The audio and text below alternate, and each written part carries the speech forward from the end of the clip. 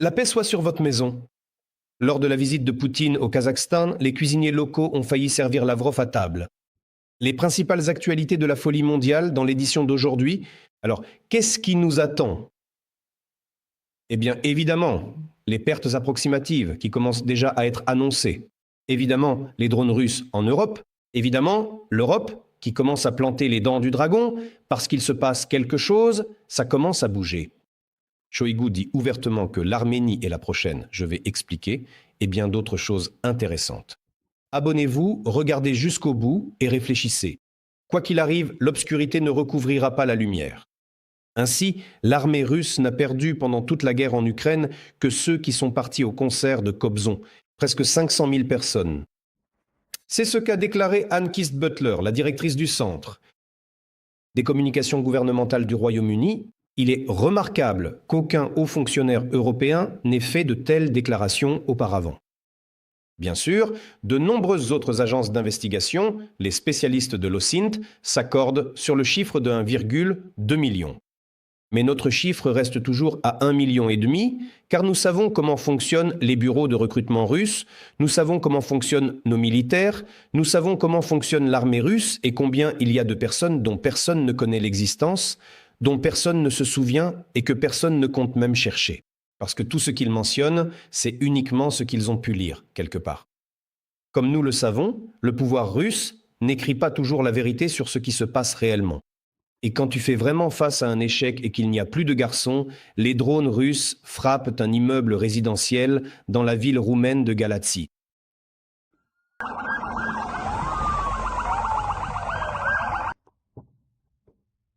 C'est une sorte d'agitation incompréhensible. 2 personnes ont été blessées. Environ 70 personnes ont été évacuées. Et voici de telles images.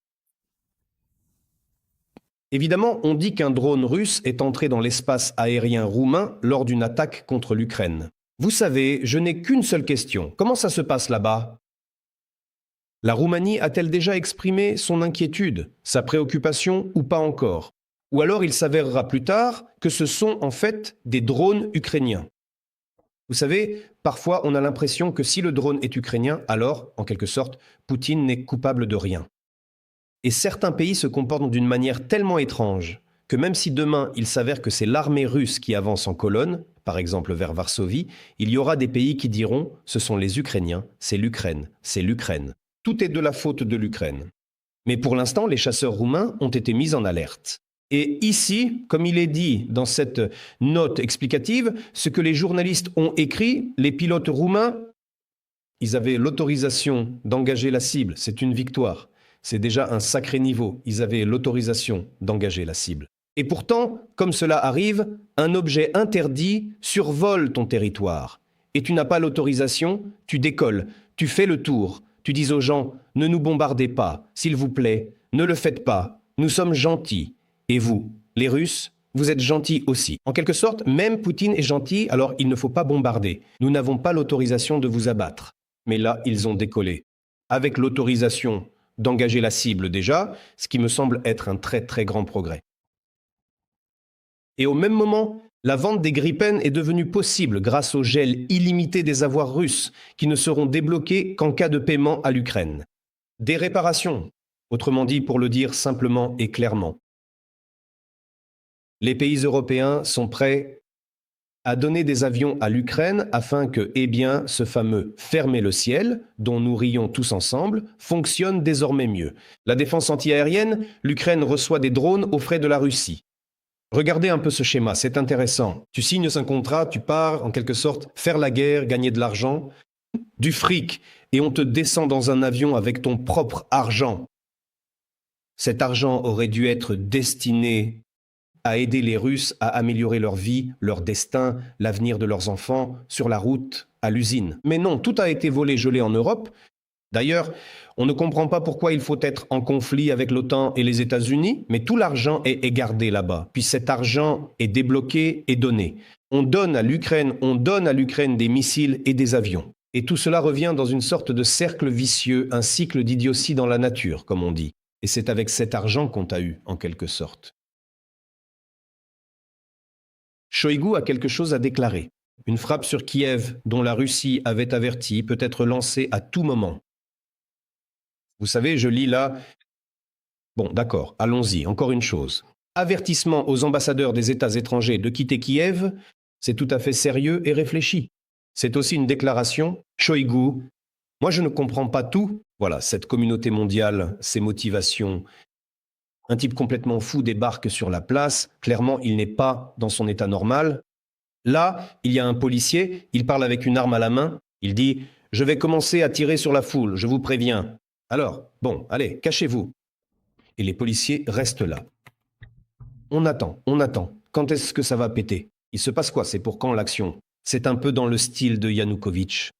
Bref, personne ne fait rien, aucune mesure n'est prise. Là-bas, on lève un peu les sanctions. Vous pouvez encore faire un peu de commerce avec Lukoil parce que, bon, j'ai mes propres affaires, ça ne marche pas au Moyen-Orient. On dirait qu'on s'est mis d'accord, mais en réalité, on n'a rien conclu.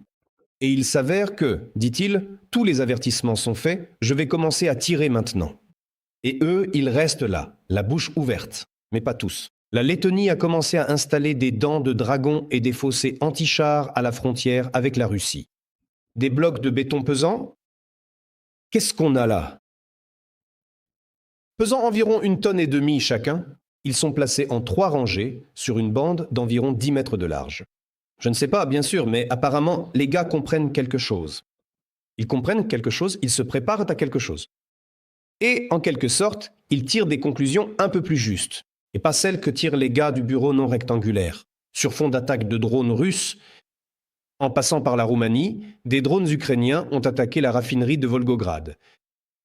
C'est l'une des principales raffineries de la région sud. Regardez, la situation est intéressante. Alors que de nombreux drones pénètrent actuellement sur le territoire de l'Europe, l'Ukraine continue de faire un travail extrêmement précis et tout à fait juste, peu importe la manière dont on l'appelle. Votre propre drone, disons simplement pour arrondir les chiffres, il est peut-être entièrement fabriqué en fibre de carbone. Pour 10 000 $, il vole et neutralise des endroits où, en une journée, des millions passent pour financer la guerre et le budget de la Fédération de Russie. Et ces machins-là, pour 10 000 $, pour 10 000, mince, tu ne peux même pas t'acheter une bonne voiture. Mais là, un engin à 10 000 $ vole et réduit à néant tout ton pétrole, mon vieux. Cela représente environ un quart de la totalité des capacités industrielles de raffinage et de traitement du pétrole brut. On peut dire que ça se ratatine un peu, comme l'a si bien souligné l'expert Lanish dans son analyse récente de la situation. Et voici la confirmation de mes propos. Rostat a caché les données sur la baisse du raffinage du pétrole après les attaques de drones. Regardez, d'abord il y a ce genre de ciel, tout est couvert de fumée. Après cela, l'agence supprime les statistiques selon lesquelles la production de produits pétroliers a chuté de 12% en avril. La baisse est due aux frappes précises des oies ukrainiennes sur les raffineries de pétrole.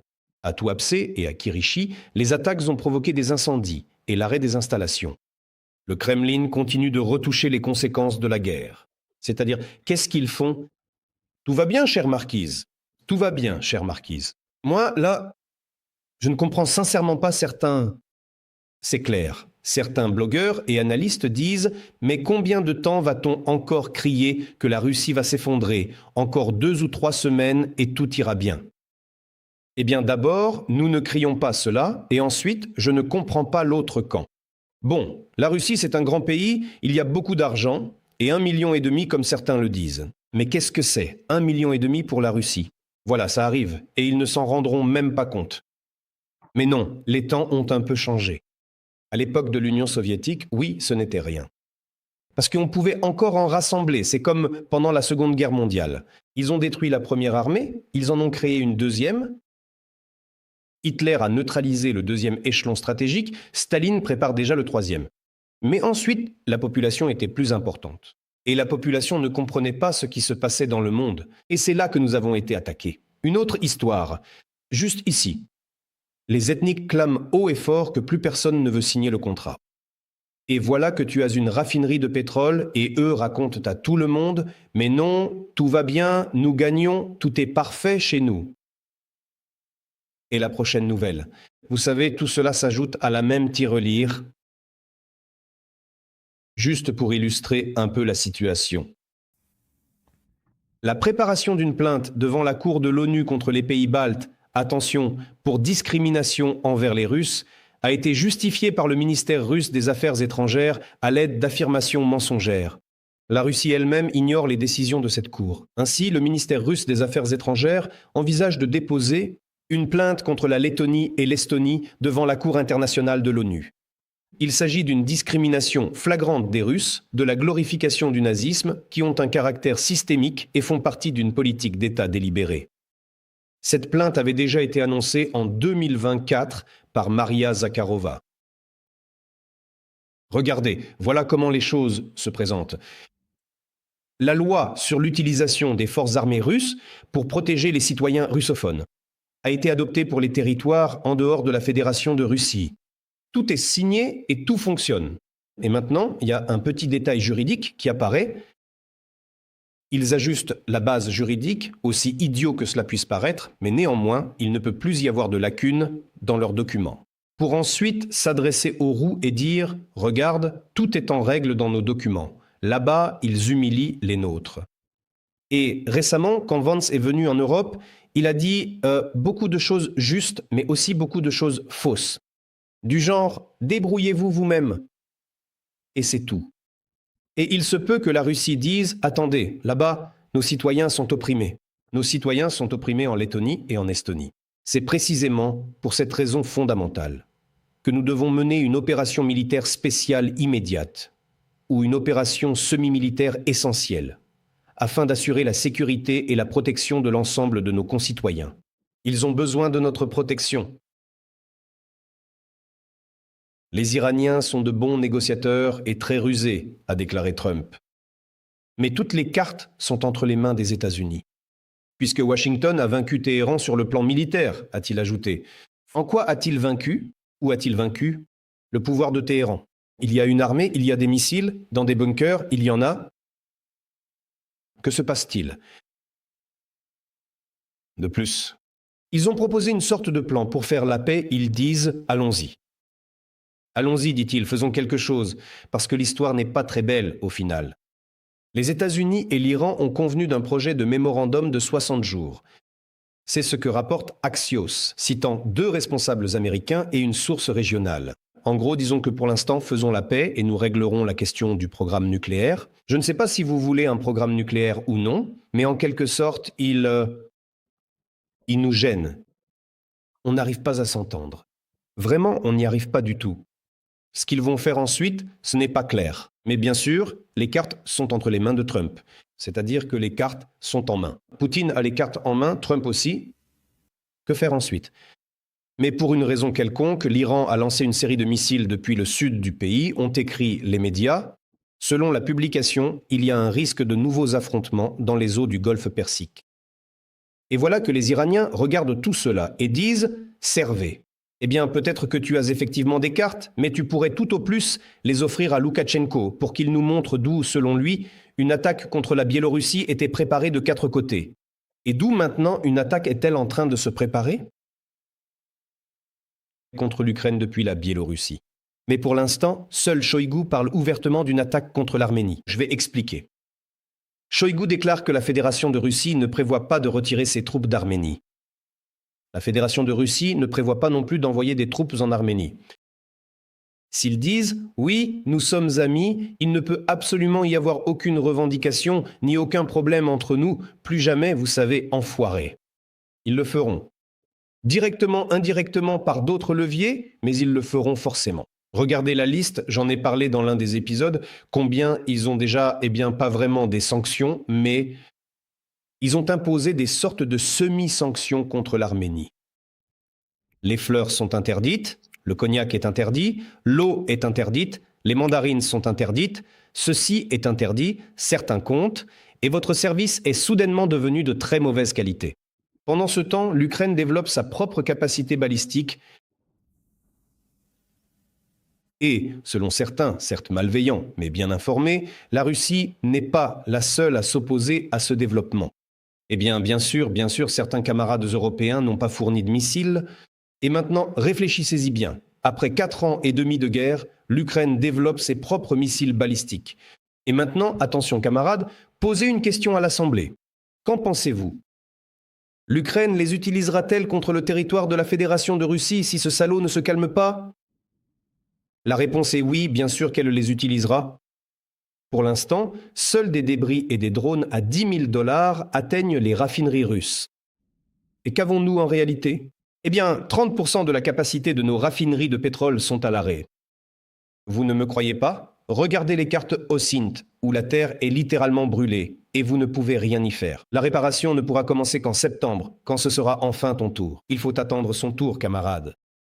Et maintenant, imaginez une seconde ce qui se passera quand ce sera des missiles balistiques qui frapperont. Écoutez, l'Ukraine a énormément de problèmes. Mais aujourd'hui, ces drones, les missiles balistiques et tout le reste, c'est une question de survie pour l'Ukraine. Et c'est pourquoi ils vont forcément les fabriquer. Ils vont forcément les fabriquer. Et ils vont les lancer. Alors voilà, maintenant certains en Russie commencent à se demander, mais pourquoi nous? Nous avons déjà montré des vidéos et nous en montrerons encore. Eh bien, vous savez, cela me rappelle une phrase. Ici, les Ukrainiens devraient dire « Nous, on n'a encore rien commencé ». Parce qu'en réalité, rien n'a encore commencé. Il n'y a pas de missiles balistiques. Ils ont peur de fournir ces missiles balistiques, ces roquettes, pour détruire les dépôts, ne serait-ce que sur les territoires occupés. Non, mais voyons, à de rares exceptions près, il y a eu quelques frappes ici ou là, et ils tremblent, de peur que Poutine n'appuie sur le bouton rouge. Alors, camarades, imaginez ce qui se passera quand les missiles balistiques commenceront à voler. Ces drones-là paraîtront. Un abonné, un camarade m'a raconté, il a un proche parent, très orienté Z.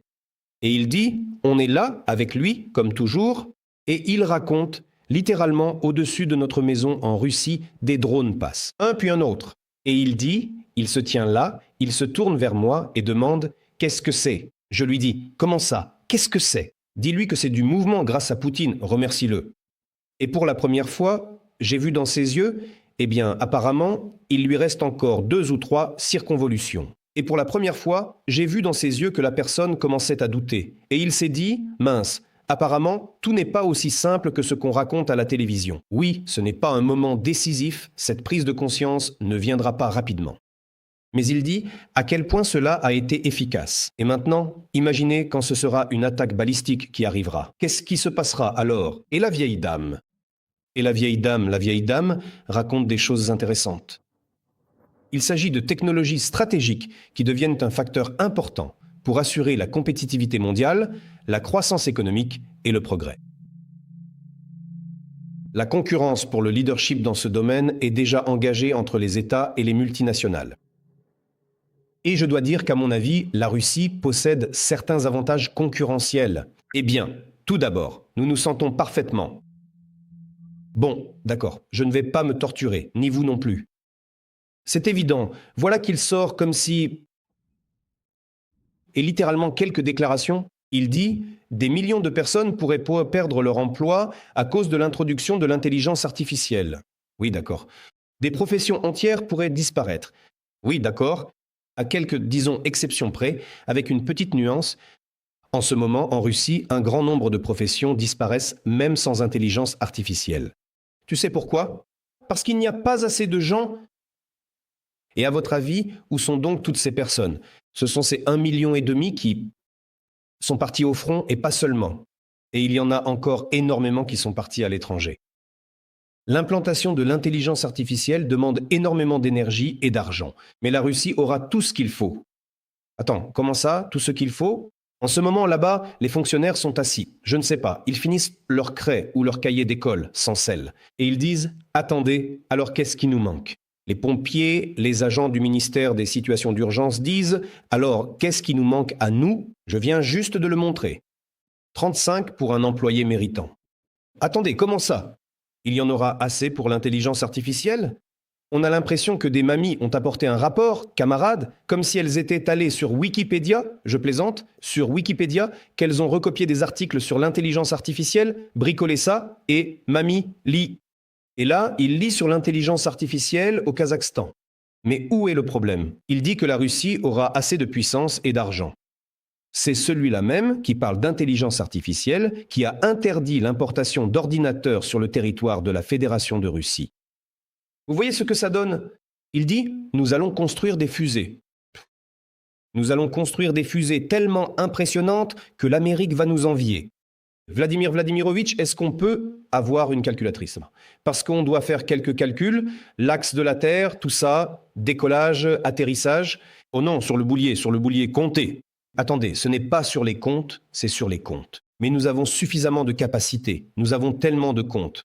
Comme ça, le pays dispose du personnel et des ressources nécessaires pour jouer un rôle de premier plan dans ce domaine? Où? Vraiment? Bon, peu importe, je suis loin d'un sujet informatique pointu.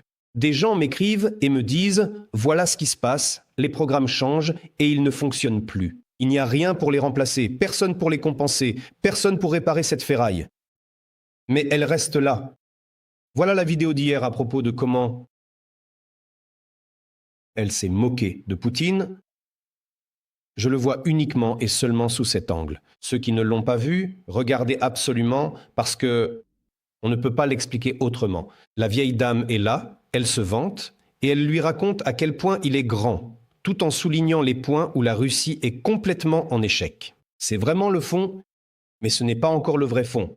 Voilà où est le fond. Selon les données du système, certains journalistes ont découvert, comme on dit, que les éducateurs pour les enfants de Poutine et Kabaeva étaient engagés à l'étranger. Ils étaient payés jusqu'à 8 000 $ par mois pour l'apprentissage des langues. L'exigence principale était une interdiction stricte de discuter des sujets LGBT. Ainsi, et exclusivement des rôles masculins pour les garçons dans les jeux. Je vais vous dire ceci. Si une personne est aussi obsédée par ce sujet, vraiment obsédée par ce sujet, cela signifie qu'il y a vraiment des questions à se poser. En réalité, ce sont des questions d'une nature extrêmement sérieuse et profonde. La dette salariale en Russie a presque atteint 3 milliards de roubles. C'est, soit dit en passant, selon certains experts. Oui, bien sûr, la Russie est invincible. Il y a beaucoup d'argent, nous pouvons tout faire, nous surmonterons tout. Selon les données de Rostat, à la fin du mois d'avril, la dette totale sur les salaires s'élevait à 2 800 000 et, par rapport à la période précédente, a augmenté de 35%. C'est un record depuis 2019. Les paiements en retard s'expliquent maintenant par la réception tardive des fonds provenant des budgets à tous les niveaux. Oh, mais une question se pose, pourquoi ce retard dans la réception des fonds? Pourquoi les fonds ont-ils été reçus en retard?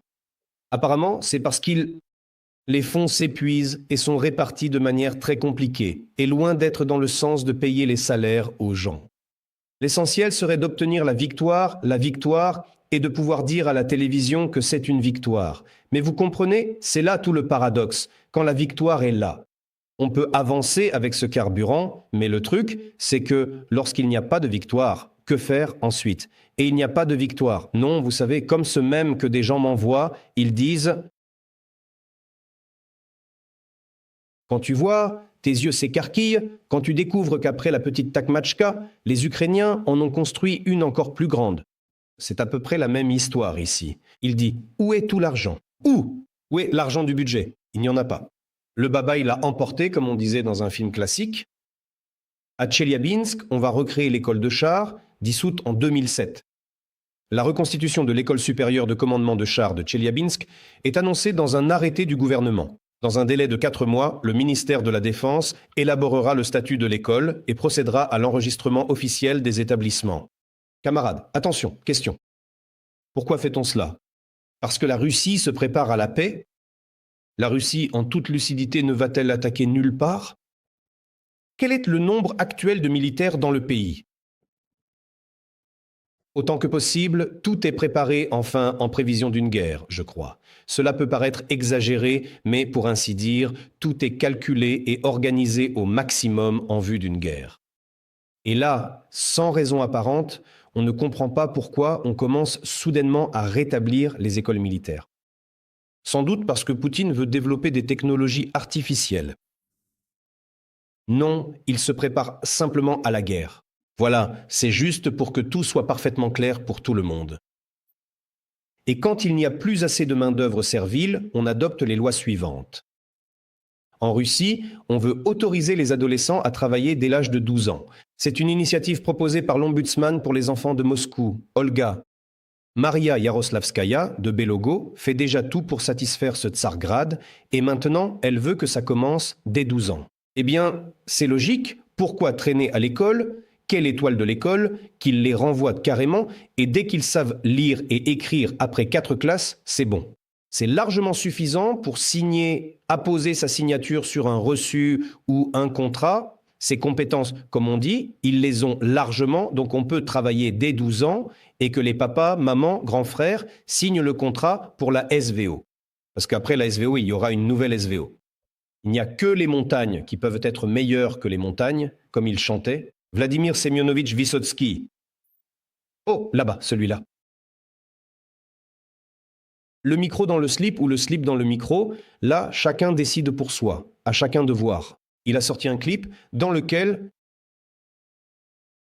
là, bien sûr, il a mélangé beaucoup de personnages, mais il y a un noyau important de ces gens qui ont la tête sur les épaules, qui comprennent ce qui se passe. En gros, il a rassemblé les ennemis de la Russie. Il y a Maxime Galkin, Makarevitch, Doud, enfin la liste est longue. Il a même mis là-dedans certains à moitié connus.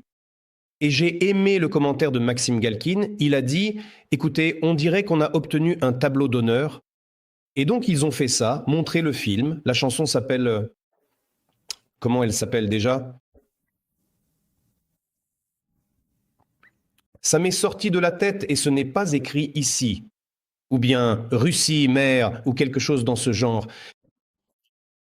Mais où est l'astuce? Non seulement il joue le rôle d'enquêteur là-bas, c'est-à-dire que la propagande commence déjà concrètement sur celui qui va t'envoyer en prison pour toute la durée. Et deuxième point, les gens vont porter plainte, parce qu'il s'avère qu'on ne peut pas utiliser ce genre de choses. Jusqu'à présent, la Russie ne portait plainte que lorsque certains matériaux étaient utilisés sans servir à promouvoir l'image et la cote du Kremlin. Mais maintenant, il s'avère qu'on peut jouer à ce jeu à deux. L'utilisation de visage et de voix sans consentement enfreint une loi que le régime n'appliquait habituellement qu'à ses opposants. C'est ce qu'ont écrit les journalistes, et apparemment, les juristes estiment que les compensations possibles pourraient atteindre des millions de roubles. Bien sûr, le Kremlin ne paiera rien, il les enverra tous promener, mais le précédent en lui-même est très intéressant. Oh, pendant le voyage au Kazakhstan, il s'est aussi passé quelque chose de très révélateur. Je ne pouvais pas ne pas vous le montrer. Regardez ce type génial. Un activiste a été arrêté après une action contre la visite de Poutine. Au Kazakhstan, un activiste local, Marat Januzakov, a publié une photo avec une pancarte contre Vladimir Vassilievitch Lanlanitch sur le cliché. Elle contenait des propos offensants, enfin bref, des mots pas très flatteurs, ou plutôt des mots véridiques à propos du président de la Fédération de Russie. Quelques heures plus tard, selon Januzakov lui-même, il a été arrêté par la police. Plus tard, l'activiste a été relâché, à condition, Dushan, de supprimer la publication. Cependant, au moment du message, le post restait accessible. Eh bien, c'est en quelque sorte cette partie de la société kazakh qui comprend, il ne s'agit même pas de soutenir l'Ukraine, il s'agit de comprendre quel genre de vermine on leur a amené. Surtout quand tu regardes ces cortèges. Le cortège. Je l'ai montré hier, mais là, en plus du cortège, regardez un peu l'histoire. Là-bas, tu as une voiture avec un mitrailleur à bord. Il faut qu'il y ait un mitrailleur à bord. Oui, à quel point faut-il aimer son peuple? Comment faut-il comprendre que le peuple t'aime? Que tu te balades, en quelque sorte, avec une voiture. Comment est-ce qu'il se l'explique, en fait? Moi, je ne comprends pas. Expliquez-moi, peut-être partagez votre avis. Voilà le cortège qui passe. Il y a une sorte de menace, quelqu'un là. Des terroristes surgissent avec un lance-roquette. Et là, un gars sort, installe la mitrailleuse et ratatatatatatatatatatatata. Comment ça? Comment est-ce qu'il se l'explique? Expliquez-moi. Ou alors, peut-être que le principal, c'est de rassurer la vieille dame. Et pour le reste, comment et quoi, ça n'intéresse personne. Poutine et Tokayev se sont mis d'accord pour que Rosatom construise une centrale nucléaire au Kazakhstan. Rosatom, le Kazakhstan, va construire une centrale nucléaire, une centrale atomique. Bon, ça sonne bien, mais vous savez ce qui est le plus intéressant? L'argent pour la construction sera fourni par la Russie. C'est-à-dire, pas de salaire pour la populace russophone en Russie, j'insiste, Vassia, parce que c'est important et il faut le comprendre. Pas de salaire pour la populace russophone, mais il y a de l'argent pour une centrale nucléaire. Bien sûr, on en trouvera. Des spécialistes viendront sûrement m'écrire dans les commentaires, mais enfin, ce sont des investissements, ils investissent pour ensuite gagner de l'argent. Qui gagne de l'argent? La populace à qui on n'a pas assez payé? Ou bien les petits gars qui vont se réchauffer les mains sur ce chantier, puis qui vont en profiter, tout comme Vladimir Vassilievitch, apporter leur part pour qu'ils puissent embaucher des professeurs de langues étrangères à 8 000 $.